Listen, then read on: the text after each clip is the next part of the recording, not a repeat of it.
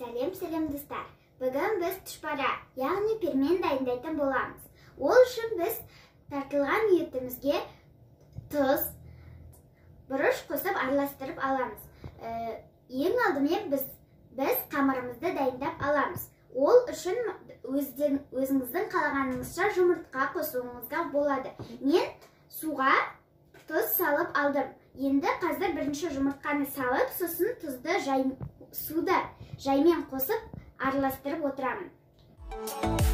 Машалла, машалла, мен шүкір жасауға бақ бердің қашанда.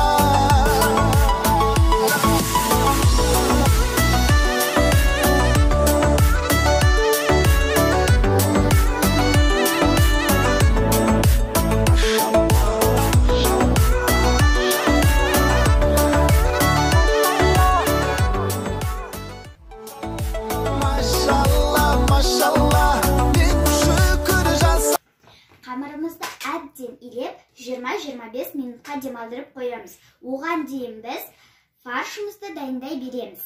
Біз осы тартылған етімізге жуамызды, бұршымызды, тұзымызды саламыз.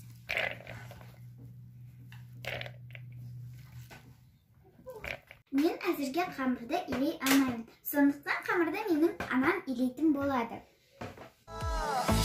Машалла, машалла, сұлулық жастарда ғажапсың расалла. Машалла, машалла, мен шүкір жасауға бақ бердің қашанда.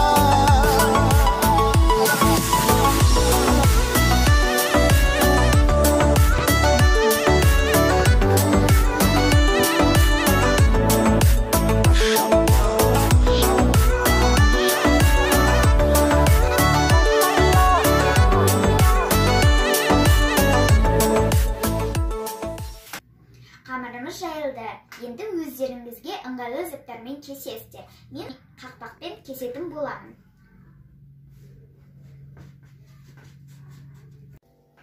Міне осындай домалақ қылып кесеміз де шамалы фарш салып түйеміз.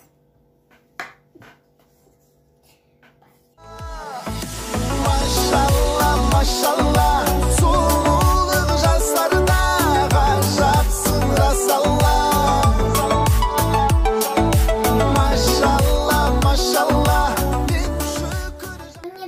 Тұшпарамыз да дайын болды. Енді қалағандарыңызша ас-көк салып ішсеңіздер болады. Ас болсын. Егер де ұнаса, менің каналыма жазылып, және лайк қойды ұмытпаңыздар.